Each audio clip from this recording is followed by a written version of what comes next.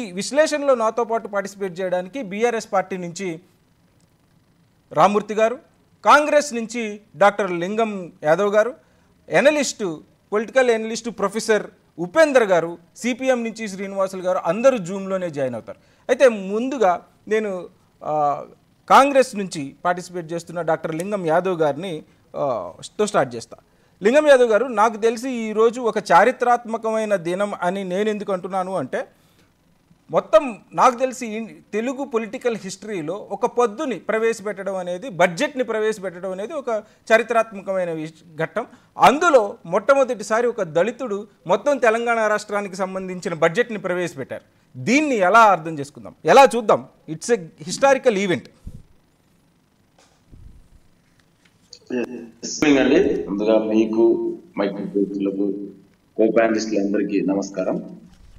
Definite గా అండి, ఇవాళ తెలంగాణలో కాంగ్రెస్ ప్రజాప్రభుత్వం ఏర్పడిన తర్వాత మొదటిసారిగా పూర్తి స్థాయి బడ్జెట్ ని ఇవాళ అసెంబ్లీలో గౌరవనీయ ఆర్థిక శాఖ మంత్రులు, అదేవిధంగా డిప్యూటీ సీఎం అయినటువంటి మల్లు భట్టి విక్రమార్క గారు ప్రవేశపెట్టడం జరిగింది.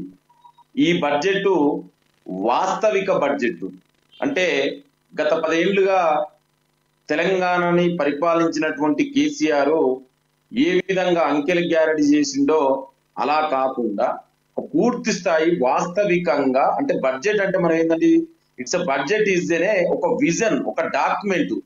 ఆ వాస్తవికంగా బడ్జెట్ ని ప్రవేశపెట్టి ప్రత్యేకించి వ్యవసాయ రంగానికి ఏదైతే కాంగ్రెస్ పార్టీ మేనిఫెస్టోలో చెప్పిందో, సో తెలంగాణ రైతాంగానికి, వ్యవసాయానికి పెద్దపీట వేయడం, అదే విధంగా విద్యా రంగానికి పెద్దపీట వేయడం. ఎందుకంటే మీరు చూసిరు గత 10 సంవత్సరాలు. లింగం యాదవ్ గారు, ఒక్క నిమిషం, బడ్జెట్ గురించి మనం చర్చిద్దాం. అయితే నేను ఇవాళ బడ్జెట్ ప్రవేశపెట్టిన వ్యక్తి గురించి మాత్రమే ఫస్ట్ రౌండ్లో మాట్లాడదలుచుకున్నా. అంటే తెలంగాణలో ఒక హిస్టారికల్ డే, ఎందుకు కేసీఆర్ అసెంబ్లీకి రావడం ఒక చారిత్రాత్మకమైన దినంగా అందరు చెప్తున్న కాలంలో కాదు. ఈరోజు హిస్టరీ ఏంటంటే ఒక దళితుడు బడ్జెట్ ప్రవేశపెట్టడమే హిస్టరీ అని నేను నా వాదన చెప్తాను. ఎస్, డెఫినెట్ కూడా ఒక దళిత సామాజిక వర్గానికి సంబంధించి వచ్చినటువంటి వ్యక్తి ఈ రోజు తెలంగాణ రాష్ట్ర మొత్తానికి ఒక బడ్జెట్ ప్రవేశపెట్టడం డెఫినెట్ కూడా అది అందరికి కూడా, మనందరికి కూడా గర్వకారణం.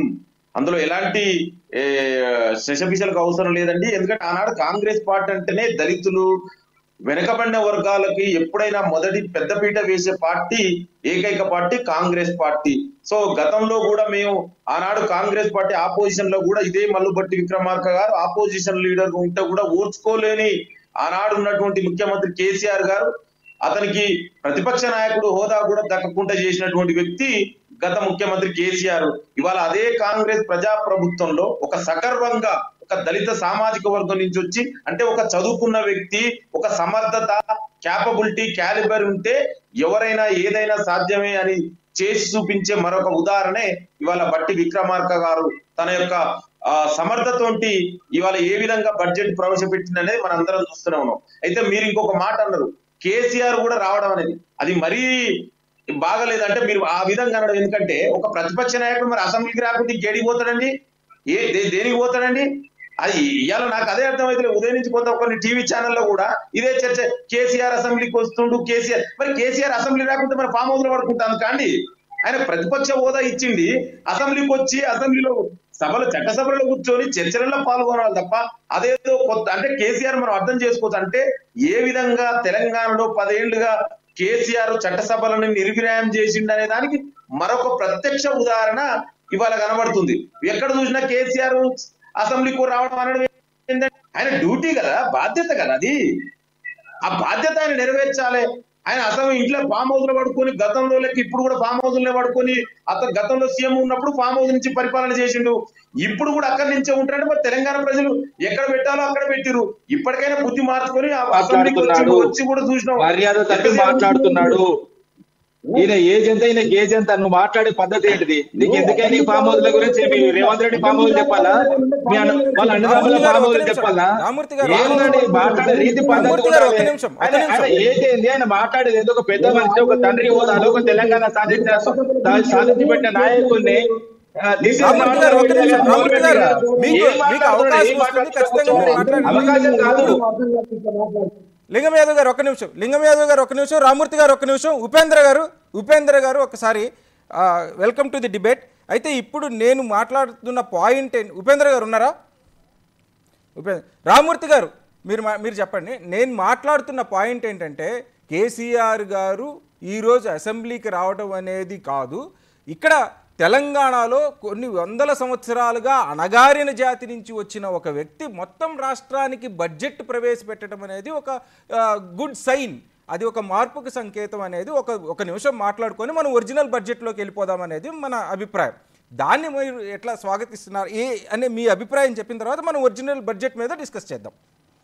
నేనేందంటుంటే ఇప్పుడు దళిత ఉప ముఖ్యమంత్రి మేము కూడా చేసినాం. సరే ఇప్పుడు ఆయన ఏదైతే ఆర్థిక మంత్రిగా ఉన్నాడు, ఆయన ఖచ్చితంగా ప్రవేశపెట్టాల్సింది ఆయన తప్ప ఇంకొకరికి ప్రవేశపెట్టడానికి అవకాశం లేదు.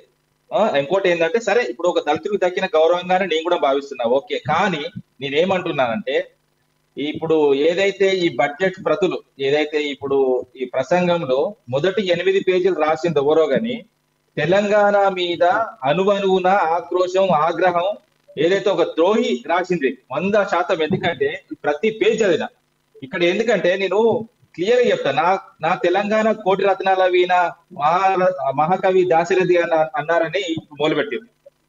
అసలు దాశరథికి సోనియా గాంధీకి లింక్ ఎక్కడ పెట్టినాక అర్థమైతే. ఇప్పుడు ఏంటంటే ఈయన చెప్పిన మాటలన్నట సోనియా గాంధీ నిజం చేసిందట. ఇప్పుడు ఆయన పుట్టేది 40 ఏళ్ళ. ఇప్పుడు ఎక్కడ ఇదంతా కథ? ఇప్పుడు ఇది ఎక్కడ కథ ఇవన్నీ? ఇప్పుడు అసలు సోనియా గాంధీకి ఆయనకు సంబంధమే లేదు. ఇప్పుడు ఆయన వాస్తవం చెప్తాను ఏంటంటే 1925లో పుట్టి 87 వరకు బ్రతుకున్నాడు.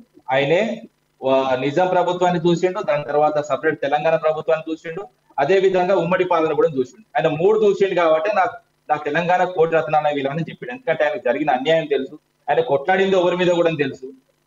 ఇప్పుడు మేము కొట్లాడిన 60 ఏళ్ళు కూడా వీళ్ళ మీదనే కదా, కాంగ్రెస్ మీదనే కదా.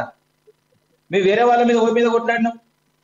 ఇప్పుడు 1969లో 369 మంది సావులకు ఎవరు కారణం? ఇవన్నీ ఉంటాయి కదా, చిన్న విషయాలు కాదు కదా. 95 సార్లు కాల్పులు జరిపిల్లు అనే దిశగా తీసుకెళ్తే మనకు ఒక గంట సరిపోదేమో. మనం బడ్జెట్ గురించి మాట్లాడుకుందాం. ఈ బడ్జెట్ నెక్స్ట్ పాయింట్ వచ్చి నేను బడ్జెట్ విషయం మాట్లాడుతాను. అదే ఆ చర్చ వేరే దేశకి వెళ్లకుండా నేను పూర్తిగా చెప్తా. ఏంటంటే తెలంగాణ ఏర్పడతా దశాబ్ద కాలం రాష్ట్ర పురోభివృద్ధి సాధించలేదని రాసి, అసలు నీళ్లు నిధులు నియామకాల విషయంలో మేమెంత కష్టపడ్డామో మాకు తెలుసు. మేము ఎన్ని ఉద్యోగాలు ఇచ్చినామో లెక్కలతో సహా ఉన్నది. ఇప్పుడు ఆర్థిక శాఖ అనుమతి ఇచ్చింది 2,32,308 ఉద్యోగాలు. మేము నోటిఫికేషన్ ఇచ్చింది 2,02,735 ఉద్యోగాలు. మేము నియామకాలు పూర్తి చేసింది 1,60,80